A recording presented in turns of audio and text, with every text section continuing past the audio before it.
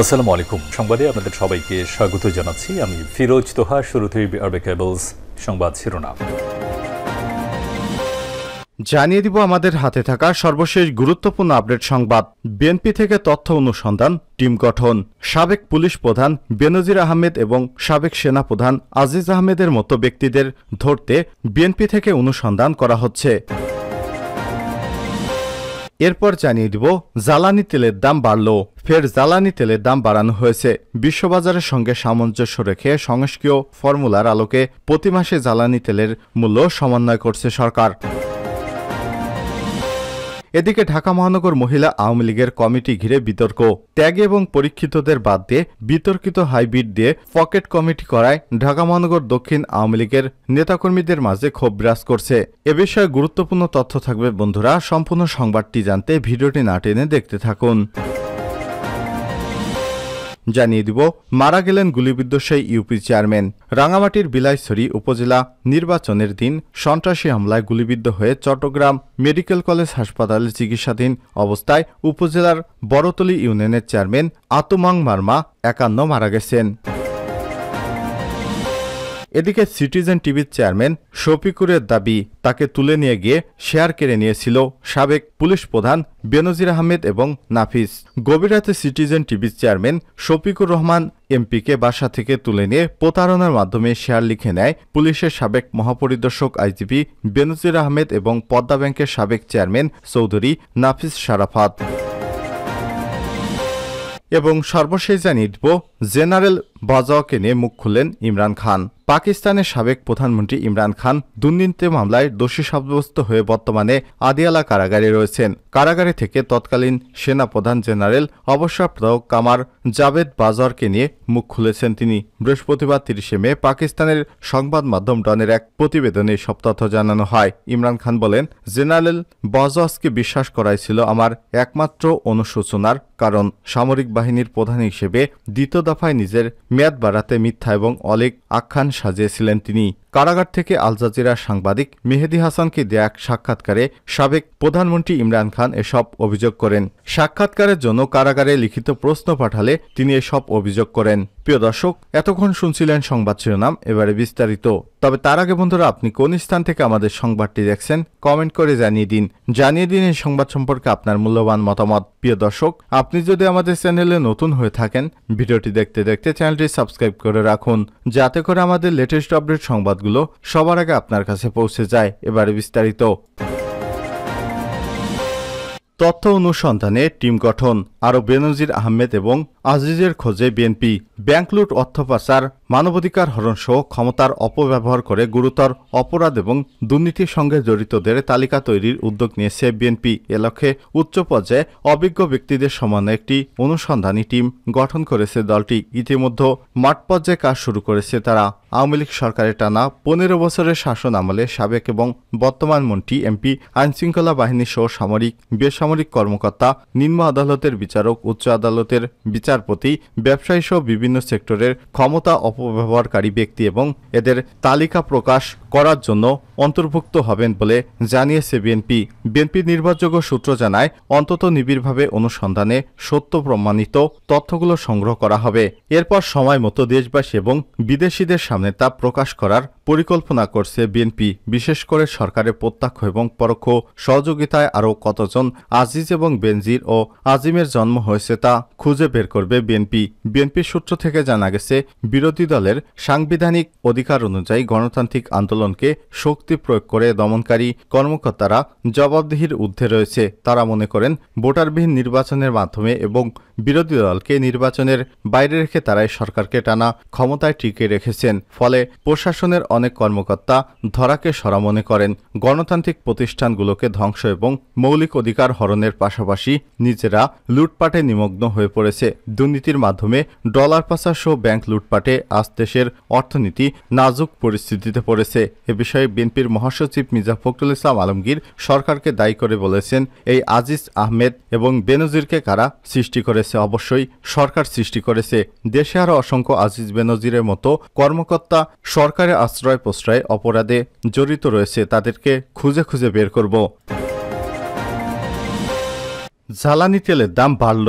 ফের জ্বালানি তেলের দাম বাড়ানো হয়েছে। বিশ্ববাজারের সঙ্গে সামঞ্জস্য রেখে সংস্কীয় ফর্মুলার আলোকে প্রতি মাসে জ্বালানি তেলের দাম নতুন মূল্য সমন্বয় করছে সরকার। এ দফায় অকটেনের দাম 131 টাকা, পেট্রোলের দাম 127 টাকা এবং ডিজেলের দাম 160 টাকা 75 পয়সা নির্ধারণ করা হয়েছে। বৃহস্পতিবার 30 মে নতুন মূল্যের প্রজ্ঞাপন জারি করে বিদ্যুৎ, জ্বালানি ও খনিজ মন্ত্রণালয়। এতে বলা হয়েছে, প্রিজাইডিং ফর্মুলার আলোকে ভোক্তা পর্যায়ে ডিজেল এবং কেরোসিনের বিদ্যমান মূল্য 160 টাকা থেকে 0.75 টাকা বৃদ্ধি করে 160 টাকা 75 পয়সা, পেট্রোলের বিদ্যমান মূল্য 124.50 টাকা থেকে 2.50 টাকা বাড়িয়ে 127 টাকা এবং অকটেনের বিদ্যমান মূল্য 128.50 টাকা থেকে 2.50 টাকা বৃদ্ধি করে 131 টাকায় নির্ধারণ করা হয়েছে।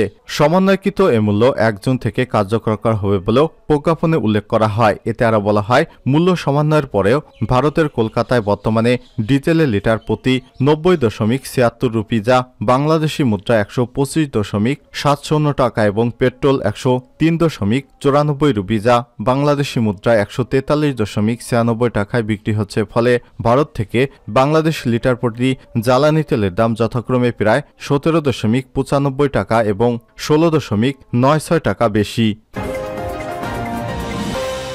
ঢাকা মহানগর মহিলা আওয়ামী লীগের কমিটি ঘিরে বিতর্ক। ত্যাগে এবং পরীক্ষিতদের বাদ দিয়ে বিতর্কিত এবং হাইব্রিড পকেট কমিটি গঠন করা ঢাকা মহানগর দক্ষিণ মহিলা আওয়ামী লীগের নেতাকর্মীদের মাঝে ক্ষোভ বিরাজ করছে। কেন্দ্রীয় মহিলা আওয়ামী লীগের শীর্ষ নেতৃত্ব ত্যাগীদের পূর্ণাঙ্গ কমিটিতে স্থান দেওয়ার জন্য পুনর্মূল্যায়ন নির্দেশনা দিলেও গা করছে ঢাকা মহানগর দক্ষিণ আওয়ামী লীগের সভাপতি ও সাধারণ সম্পাদক। বুধবার 29 মে গভীর রাতে নগর দক্ষিণের পূর্ণাঙ্গ কমিটি ঘোষণা করা হয়। সম্মেলনে দীর্ঘ 1.5 বছর পর এই কমিটি ঘোষণা করা হলেও গুরুত্বপূর্ণ পদগুলোয় সভাপতি এবং সাধারণ সম্পাদকদের অনুগতদের স্থান দেওয়ার ক্ষোভ প্রকাশ করেছে পদবঞ্চিতরা। সামাজিক যোগাযোগ মাধ্যমে এ নিয়ে প্রকাশ্যে সভাপতি এবং সাধারণ সম্পাদকের বিরুদ্ধে স্বজনপ্রীতি এবং আর্থিক লেনদেনের অভিযোগ আনা হয়েছে। এমনকি অতীতের কোনো রাজনৈতিক সংশ্লিষ্টতা না থাকলেও এমন অনেককে গুরুত্বপূর্ণ পদে বসানো হয়েছে। 2022 সালের 26 নভেম্বর মেহের আফরোজ চুমকি মহিলা আওয়ামী লীগের সভাপতি এবং সাধারণ সম্পাদক নির্বাচিত হন এবং সম্পাদক হন শবনম জাহান শিলা। একই দিন ঢাকা মহানগর উত্তরের সভাপতি হিসেবে শাহেদা আক্তারকে এবং সাধারণ সম্পাদক হাসিনা বাড়ি চৌধুরী এবং দক্ষিণের সভাপতি হিসেবে সাবেরা বেগম এবং সাধারণ সম্পাদক হিসেবে পারুল আক্তারের নাম ঘোষণা করা হয়। মহিলা আওয়ামী লীগের সাধারণ সম্পাদক শবনম জাহান শিলা কালবেলাকে বলেন, অনিয়মের কথা শুনেছি আমরা। ইতিমধ্যেই সভাপতি এবং সাধারণ সম্পাদককে মৌখিক নির্দেশনা দিয়েছি। বিষয়টি খতিয়ে দেখতে হবে। এখন দেখি তারা কি ব্যবস্থা নেয়। অনিয়ম ধরা পড়লে কি ব্যবস্থা নেওয়া হবে সে বিষয়ে কিছু বলতে পারছি না। তুলে নিয়ে শেয়ার কেড়ে নেন বেনজির এবং নাফিস। গভীর রাতে সিটি টিভির চেয়ারম্যান শফিকুর রহমান এমপিকে বাসা থেকে তুলে নিয়ে প্রতারণার মাধ্যমে তার শেয়ার লিখে নেন সাবেক পুলিশ মহাপরিদর্শক আইজিপি বেনজির আহমেদ এবং পদ্মা ব্যাংকের চেয়ারম্যান চৌধুরী নাফিস শারাফত। নাফিস শারাফত রাত 1টার দিকে সিটিজেন টিভিতে চেয়ারম্যান এবং জাতীয় প্রেস ক্লাবের সাবেক সভাপতি মোহাম্মদ শফিকুর রহমানকে বাসা থেকে বেনজিরের কাছে নিয়ে যান। গতকাল বৃহস্পতিবার সমকালের পাঠানো এক লিখিত বক্তব্যে এমন দাবি করেছেন শফিকুর রহমান এমপি।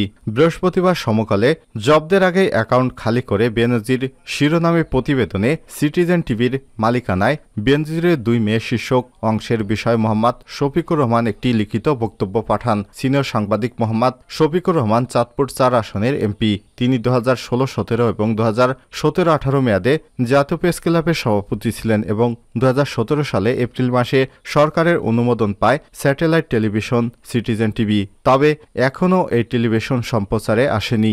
লিখিত বক্তব্যে মোহাম্মদ শফিকুর রহমান বলেন, আমি সিটিজেন টিভির চেয়ারম্যান অর্থাৎ মালিক। প্রথম দিকে আমার কোনো শেয়ার হোল্ডার ছিল না। একা অন এয়ার আসার মতো টাকা আমার কাছে ছিল না। আমার দূর সম্পর্কের আত্মীয় রুট গ্রুপের মালিক রাজ্জাকুল হোসেন টুটুলের অনুরোধ করেন তাকে সঙ্গে নিলে এনএআরে আসার জন্য বাড়ি ভাড়া, অফিস স্টাফ সহ 30 থেকে 40 লক্ষ টাকা যা খরচ হয় তিনি করবেন। আমি তার প্রস্তাবে রাজি হই এবং তাকে সঙ্গে নেই। তবে আজকাল করে বছর চলে যায়, এরই মধ্যে সরকারের অনন্য বা অনুমোদন দরকার, তা করে ফেলি। তিনি বলেন, হঠাৎ এক রাতে 12টা থেকে 1টার মধ্যে চৌধুরী নাফিস শারাফত নামে এক যুবক, আগে চিনতাম না। আমার বনানীর বাড়িতে আসে, সিটিজেন টিভি স্পোর্টস দিয়ে শুরুর কথা বলে আমাকে তুলে নিয়ে ওয়েস্টিন হোটেলের নিচতলায় বেনজিরের কাছে নিয়ে যায়। বেনজির, নাফিস শরাফত, টুটুল এছাড়াও অচেনা চেহারার আরও 2 জন সেখানে উপস্থিত ছিলেন, যাদের দেখে মনে হলো সশস্ত্র গোষ্ঠী এরা।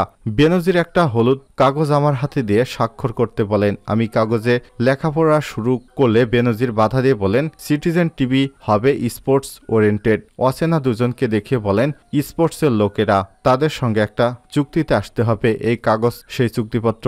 এক পর্যায়ে তারা ধমকের সুরে কথা বলে রাত 2টার দিকে আমি স্বাক্ষর দিতে বাধ্য হই। লিখিত বক্তব্যে তিনি আরো বলেন, টেলিভিশন চালুর বিষয়কে টুটুলকে বারবার তাগাদা দিল। তিনি বলেন, বেনজির এবং নাফিস সব করবেন, তার কাছে কিছুই নেই। তখন আমি RJSC-তে গিয়ে সিটিজেন টিভিতে এভাবে পাই যে আমার নামে 30% শেয়ার, বেনজিরের 2 মেয়ের নামে 15% করে 30%, নাফিস শরাফতের নামে 25% এবং টুটুলের নামে 15%। এ অবস্থায় 4 থেকে 5 বছর চলে গেছে, আমি কিছুই করতে পারছি না। ওরাও আইন অনুযায়ী আমাকে বাদ দিয়ে চালু করতে পারেনি, তাগাদা দিলে নানা অজুহাত দেখাতে থাকেন। প্রাপ্ত তথ্য অনুযায়ী বেশ কিছু শর্তে 2017 সালের এপ্রিলে সরকারের অনুমোদন পায় সিটিজেন টিভি। ওই সময় র্যাবের মহাপরিচালক ছিলেন বেনজির আহমেদ। সরকারি অনুমোদনের 7 বছর পার হলেও এখনও সম্প্রচারে আসেনি সিটিজেন টিভি। তাই এই টেলিভিশন চ্যানেলের নামে বেসরকারি এক্সিম ব্যাংকে 2021 সালে একটি শর্ট নোটিশ ডিপোজিট অ্যাকাউন্ট খোলা হয়। অ্যাকাউন্ট খোলা ফরমে এই চ্যানেলের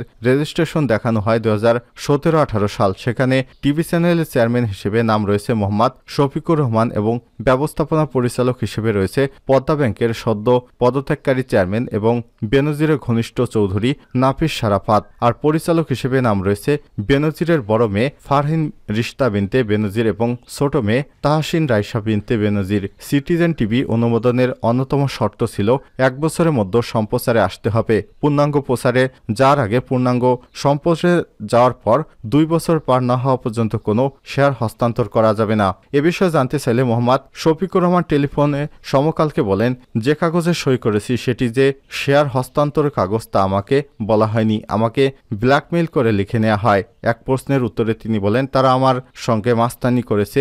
ব্যাংক অ্যাকাউন্ট খোলার কাগজে টুটুলের নাম না থাকার বিষয় জানতে চাইলে বলেন, যতটুকু জানি টুটুলের শেয়ারও তারা নিয়ে গেছে। বক্তব্যের জন্য চৌধুরী নাফিস শরাফতকে ফোন করা হলেও তিনি ধরেননি। দুর্নীতি দমন কমিশন গত 22 এপ্রিল বেনজির আহমেদ এবং তার স্ত্রী জিশান মির্জা, 2 মেয়ে এর বিরুদ্ধে অবৈধ সম্পদ অর্জনের অভিযোগে অনুসন্ধান শুরু করে। এরপর একে একে বের হতে শুরু করে বেনজিরের থলের বিড়াল।